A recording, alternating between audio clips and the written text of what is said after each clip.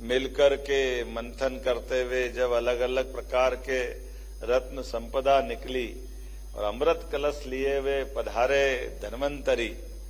Allopathic में बीमार होने के बाद दवाई से अच्छा करते हैं और आयुर्वेद के पास जाओ तो बीमार होने का काम ही नहीं रहता, पहले ही वो। और एम्स, नाम तो एम्स था, लेकिन आयुर्वेद ने देर से प्रवेश किया, लेकिन कोई बात नहीं, देर आए दुरुस्त आए। आयुर्वेद दिवस की मेरी अपनी ओर से हृदय से इस पूरे आयोजन में माननीय मंत्री, माननीय मंच सहित सब आप सबको बधाई। आपके लिए भगवान धन्वंतरी जीवन भर आपको निरोग रखे। मंच पर विराजमान माननीय मंत्री आयुष और उच्च शिक्षा श्रीमान इंदर सिंह जी परमार, माननीय प्रभारी मंत्री श्रीमान चेतन कश्यप जी, माननीय सहकारिता एवं खेल मंत्री माननीय विश्वास सारंग जी, संस्कृति एवं पर्यटन मंत्री माननीय धर्मेंद्र सिंह लोधी जी, पूर्व प्रोटेम स्पीकर श्रीमान रामेश्वर शर्मा जी, हमारे महामंत्री श्रीमान भगवान दास सबनानी जी, माननीय विधायक भोपाल माननीय विधायक विष्णु खत्री जी, आरोग्य भारती से माननीय अशोक जी वार्णे जी, हमारे इस पूरे आयोजन में आपकी महती भूमिका है। इस अभियान में इस अवसर पर माननीय बीएल मेहरा जी और मंच पे उपस्थित बाकी अन्य अधिकारीगण, मंच के सामने उपस्थित स्वनाम धन्य अलग अलग आयुर्वेद क्षेत्र की सभी हस्तियां, पूरे प्रदेश, पूरे देश और अब देश से बढ़कर दुनिया के अंदर जिस प्रकार का यशस्वी प्रधानमंत्री का ये कार्यकाल 2014 के बाद जिस दुनिया में भारत की जिस ढंग से पहचान बनना चाहिए, मैं वाकई में धन्यवाद देना चाहूंगा मोदी जी का। कितने क्षेत्रों में कैसे काम कर रहे हैं, कहां योग और वहां से लेके आयुर्वेद तक लगभग 24 देशों से शुरू सफर हुआ। आज विश्व में 150 से ज्यादा देश आयुर्वेद को अपना के आगे बढ़ रहे हैं। पूरी दुनिया के अंदर आयुर्वेद का डंका बज रहा है। हम कहां वो समुद्र मंथन की घटना याद रखें, जब हजारों लाखों साल पहले भगवान का प्राकट्य, उस समुद्र मंथन की देव दानवों ने मिलकर के मंथन करते हुए जब अलग अलग प्रकार के रत्न संपदा निकली और अमृत कलश लिए हुए पधारे धन्वंतरी, जिनके लिए दुनिया उस दौर में बाद में ये जो 4 जगहों पे सिम्हस्थ और कुंभकर्ण के नाम से हम उनको जानते हैं, उनकी अपनी गाथा गाते हैं। और वेद और आयुर्वेद में 4 वेद, चारों वेद में से भी अथर्ववेद और ऋग्वेद, इस दोनों के बीच में से अथर्ववेद से स्वास्थ्य से संबंधित सारे मंत्र और आध्यात्मिक ताकत और ऋग्वेद से जोड़ करके ये हमारा उपवेद आयुर्वेद है, जो हमारी आध्यात्मिक यात्रा को इस वर्तमान शरीर के साथ, शरीर मन बुद्धि आत्मा के सामंजस्य के साथ चलाते हुए, वात पित्त और कफ की कहानी सुनाते हुए दोनों का तालमेल जुड़ाता है। ये वाकई अद्भुत लीला है, परमात्मा की कृपा है। हमारे बीच इस शरीर के अंदर के नाना प्रकार के रहस्यों से हम अभी उस तरह से जानने के लिए आगे बढ़ते हैं, लेकिन टाइम लगता है। जब एलोपैथिक की तरफ चलते हैं, ये बात सही कि एलोपैथिक की अपनी एक पहचान है, उसका अपना क्रम है, लेकिन एलोपैथिक और आयुर्वेदिक में जो मूल अंतर है, एलोपैथिक में बीमार होने के बाद दवाई से अच्छा करते हैं और आयुर्वेद के पास जाओ तो बीमार होने का काम ही नहीं रहता, पहले ही वो बीमार होने के पहले से उस बीमारी से निजात दिलाने वाले मार्ग का नाम आयुर्वेद है।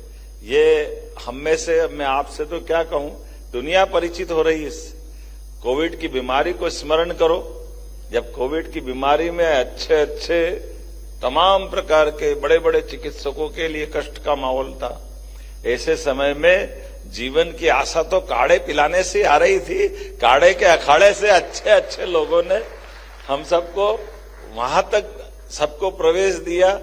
उन हॉस्पिटलों के अंदर आयुर्वेद के प्रादुर्भाव हुआ, जिसके लिए लगता था कि पता नहीं कोई परमात्मा ने लीला रखी है कि इतनी बड़ी बीमारी लाओ कि अपने आप ऐसा लगे कि बिना आयुर्वेद उद्धार नहीं हो सकता है। अब ये दरवाजा निश्चित रूप से आयुर्वेद के लिए जो खुला है, काढ़े के माध्यम से अमृत पेय के रूप में पूरी दुनिया ने, जब तक कि उसकी सही से दवाई नहीं आई, और ये आयुर्वेद की तो लीला है, प्रकृति के साथ जुड़ करके इसकी कहानी भी कितनी अजब है। हमारे लिए कोई दुनिया का ऐसा जानकारी नहीं है जो प्रकृति के साथ तादात्म्य जोड़ता है एक दूसरे के साथ। ये केवल आयुर्वेद है। अगर हम अपने इस शरीर के रहस्यों की तरफ देखें तो शरीर के रहस्यों की तरफ देखें कि एक शरीर यत पिंडे तत् ब्रह्मांडे, ये बोलने की बात नहीं है। एक व्यक्ति के शरीर में हजारों लाखों मुख होते हैं और हजारों लाखों मुख के माध्यम से उसके पिंड की रक्षा करना चाहिए। ये बोलने में अटपटा लगेगा कि हजारों लाखों मुख कहां होते हैं, लेकिन रोम रोम के अंदर जैसे ही आप जाओगे तो अपने आप थेरेपी से ये हजारों लाखों मुख तक अपनी जो दवाई औषधि पहुंचाते। ये निरोग रहने के लिए इससे बढ़कर कौन सा मौका मिलेगा। ये रोम रोम के माध्यम से हर एक जगह से हमारे इस पूरे शरीर की, ब्रह्मांड की रचना और शरीर की रचना की समानता तो है। इसलिए मैं आप लोगों के बीच में ज्यादा न बोलते हुए, जिस प्रकार से सुश्रुत संहिता में 300 से ज्यादा प्रकार की सर्जरी का उल्लेख हमारे आयुर्वेद में, हमें इस बात का गर्व है। आज के समय में भी भारत सरकार ने उसकी मान्यता देते हुए आयुर्वेदिक कॉलेजों के अंदर वो उस प्रकार की व्यवस्थाओं को बढ़ावा दिया है, जिसके आधार पर हमारी सभी प्रकार की सर्जरियों को उस तरह से ही देखा जा रहा है। और एम्स, नाम तो एम्स था, लेकिन आयुर्वेद ने देर से प्रवेश किया, लेकिन कोई बात नहीं, देर आए दुरुस्त आए। अब आयुर्वेद के खुद के एम्स खुल रहे हैं। मेरी अपनी ओर से बधाई। आज अपने बीच बदलते दौर में हमारे पास इस नई धारा के आधार पर वर्तमान के लिए, और जैसे मैंने कहा कि प्रकृति के साथ हमारा तादात्म्य कैसा है, जहां बीमार है कोई ऐसा पेथी नहीं है, भगवान की लीला है। कोई भी बीमारी हो, वो बीमारी जहां होगी उसके आसपास में ही 10-5 किलोमीटर में आयुर्वेद के पौधों में उसका इलाज होगा। ये कोई मार्ग जानता तो वो आयुर्वेद वाले ही जानते, और कोई नहीं जानता। ये बड़ा रहस्य भी है, ये बड़ी चुनौती भी है। हमारे बड़े से बड़े डॉक्टरों के पास चले जाओ तो डॉक्टर के साथ एक संकट है। बाकी डॉक्टर तो चिट्ठी पे अपने अलग से कोई अपनी दवाई लिखेंगे और दवाई की दुकान तक जाने के बाद आपका इलाज होगा, लेकिन ये आयुर्वेद का इलाज है कि दवाई नहीं है दुकान पे तो आयुर्वेद का डॉक्टर निकलेगा, 10-5 अपनी तमाम प्रकार की दवाई खुद ढूंढ लेगा प्रकृति से और कूट पीट करके आपका इलाज पक्का कर देगा। आपके लिए कोई परेशानी नहीं आने वाली। ये रामायण काल से हम सब जानते, लक्ष्मण जी के जीवन को बचाने के लिए भगवान राम के काल से आयुर्वेद ने सदैव अपनी महत्ता सिद्ध की है। आज की इस अवसर पर जब आयुर्वेद की बात करता हूं तो मेरे अपने जीवन में भी बहुत भयंकर से भयंकर भी कष्ट हो, तब भी मेरा भरोसा आयुर्वेद पे ही रहता। ये मैं पक्का कह सकता हूं, आयुर्वेद के बाहर नहीं जाता। आयुर्वेद के माध्यम से आज भगवान की दया से, आयुर्वेद के संपर्क में आने से, वैसे बोलना नहीं चाहिए, लेकिन भगवान की दया है, ना चश्मा लगा है, ना बीपी है, ना शुगर है, ना कोई दूसरी बीमारी है। 60 के पार तो हो गया हूं, लेकिन ये परमात्मा की दया।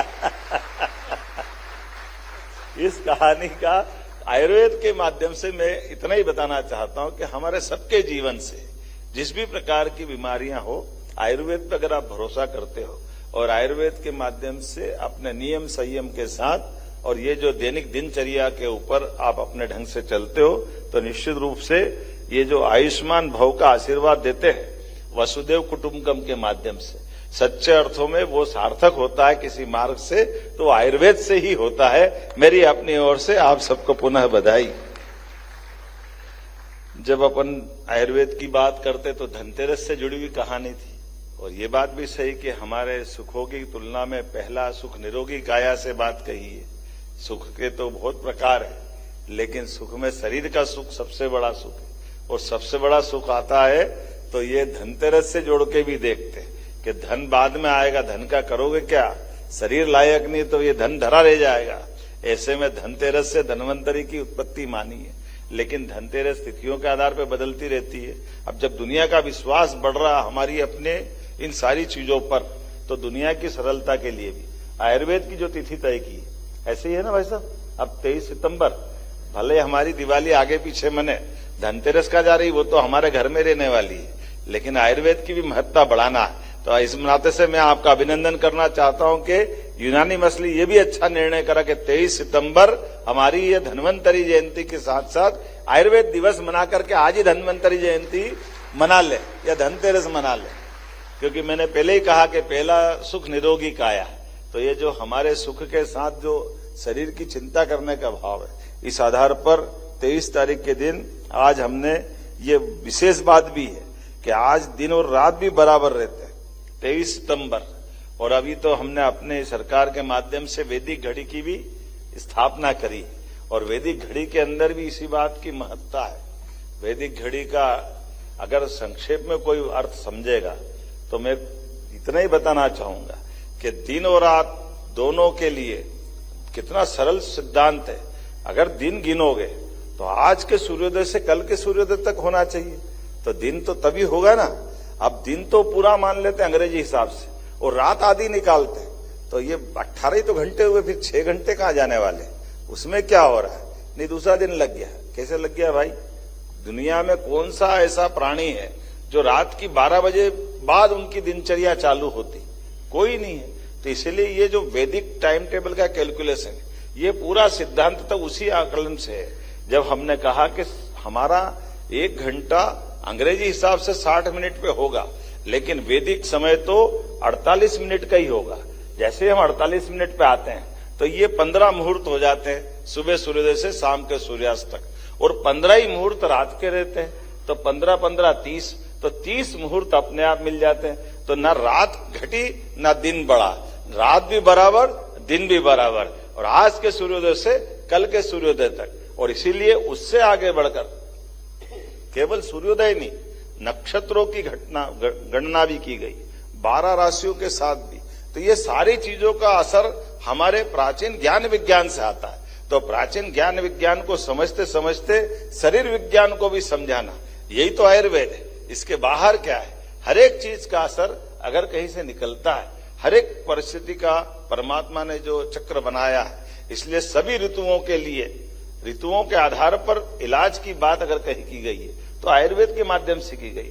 हर ऋतु का आनंद है। मौसम 3 हो सकते हैं, लेकिन ऋतु तो 6 हो सकती है, और ऋतुओं के आधार पर पूरे वर्ष की गणना और कितने प्रकार से इलाज करते हैं। वैसे आपने कहा ही है, हमारी सरकार के माध्यम से बोलने के लिए तो बहुत बोल सकता हूं, लेकिन आज के इस अवसर पर घर घर में आयुर्वेद कितना अंदर तक घुसा हुआ है कि अपने किचन में जब तक हल्दी नहीं डले तब तक सब्जी और दाल का मजा नहीं आता है। ये आयुर्वेदिक का तो आनंद है। ये इसी प्रकार से तो है, हमारा किचन भी पूरा नहीं होता। घर के खाने पीने से लेकर सभी चीज, दादी माँ का बटवा, अपने घर में बीमारी की कोई हल्दी की पट्टी लगाने वाली वो पुरानी कहानी, वो सारी चीजें हमको याद दिलाती है कि शरीर के साथ होने वाली घटनाओं में घर में ही दवाई मौजूद है, घर में इलाज मौजूद है। पानी की पट्टी से लेकर अब जल नीति भी करा लेते हैं। आयुर्वेद और प्रकृति का ऐसा तालमेल है, ये कोई बाहर नहीं, एक दूसरे से जुड़ा हुआ पक्ष है। मैं आज के इस अवसर पर एक बार फिर, जो समय बदल रहा है और समय बदलते के साथ आयुष मार्ग, आयुष वीजा, ऐसे कई प्रकार की आज के समय में, जब ग्लोबलाइजेशन का समय चल रहा है, इसमें बहुत संभावना बन गई।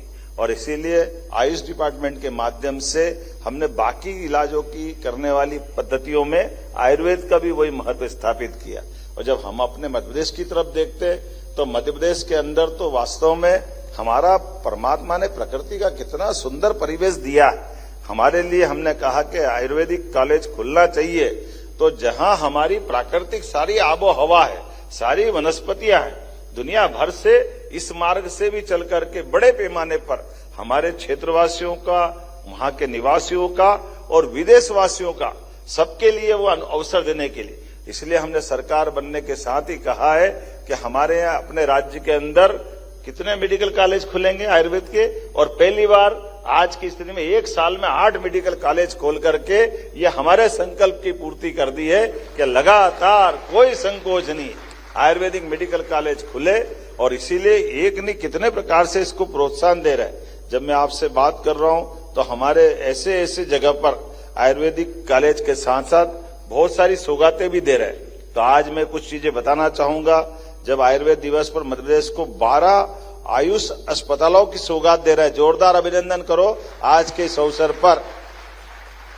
प्रदेश जब हेल्थ एंड वेलनेस का केंद्र बन रहा है, ऐसे में ये ऐतिहासिक कदम हमारे लिए प्रोत्साहन करने वाला रहेगा।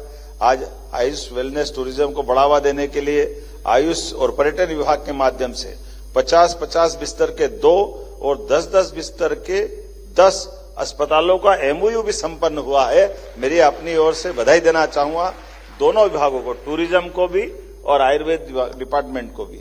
आयुर्वेद वेलनेस टूरिज्म के माध्यम से उज्जैन खजुराहो में 50-50 बिस्तर के 2 नए हॉस्पिटल खोले जा रहे हैं। एक बार फिर बधाई देना चाहूंगा इस नाते।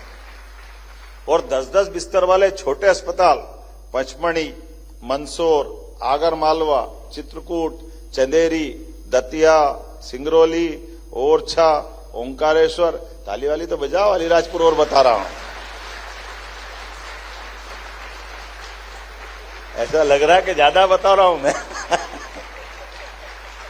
आपका प्रोत्साहन मिलेगा तो आगे बढ़ूंगा। ऐसे में कैंसर के लिए भी हमारे पास बाकी इलाजों के साथ आयुर्वेद में भी बहुत अच्छा इलाज है। और कैंसर का ये नया जन स्वास्थ्य कार्यक्रम कारुण्य भी शुरू किया है। और आशा करता हूं कारुण्य के कार्यक्रम से इस मुश्किल वक्त में कैंसर के सभी रोगियों को, पीड़ितों को, उनके परिवार में ये बड़ा अपना रोल अदा करेगा। औषधि खेती के लिए भी टोल फ्री नंबर अब आज हमने यहां जारी किया है। मध्य हर्बल दर्पण पत्रिका का विमोचन हो ही चुका है। और इसके साथ साथ हर जिले के अंदर एक जिले में अभी जो 9 आयुष महाविद्यालय में जन स्वास्थ्य कार्यक्रम चल रहे हैं, इसको बढ़ाते हुए 51 जिले तक हम ले जाने वाले हैं पूरे प्रदेश के अंदर, जिसमें कम से कम 1 यूनिट खुलेगी। इस दिशा में हम आगे बढ़ रहे हैं। स्कॉच अवार्ड 2025 के लिए भी मैं आयुष डिपार्टमेंट को बधाई देना चाहता हूं अपनी ओर से। और जब आपकी अच्छी से प्रोत्साहन वाली ताली बजी रही तो कुछ घोषणा भी बनती है, करना चाहिए कि नहीं करना चाहिए?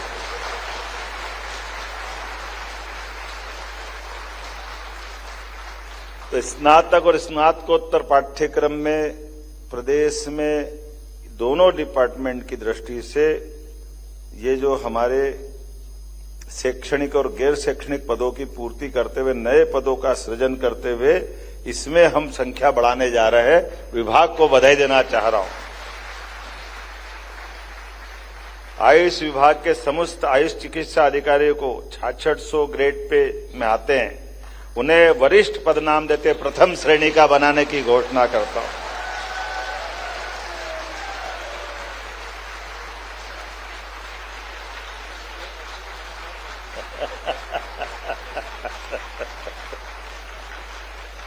जब बैठे बैठे फर्स्ट क्लास के ऑफिसर हो गए तो इसलिए ताली तो बजती है, ये आनंद तो आता ही है।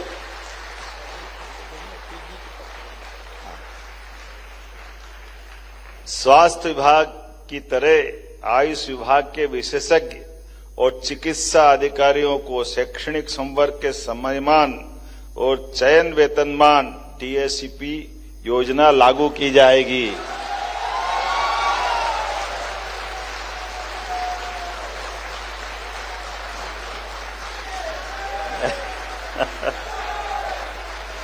इसके लाभार्थी रहने वाले आयुष विभाग में कार्यरत आयुष चिकित्सा अधिकारी 1453, आयुष चिकित्सा विभाग में कार्यरत होम्योपैथिक चिकित्सक 228 और आयुष यूनानी चिकित्सा अधिकारी 85, विशेषज्ञ संवर्ग 72, आयुष महाविद्यालय में शैक्षणिक गैर शैक्षणिक शिक्षक और चिकित्सक 1130 अर्थात 2698 अधिकारियों का इसको लाभ मिलेगा। ये सबको मैं शुभकामना देता हूं, बधाई देता हूं।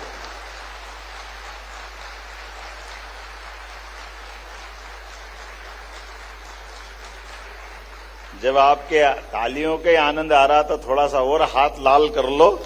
आयुष फार्मेसियों को भी सशक्तिकरण करने की घोषणा करता हूं।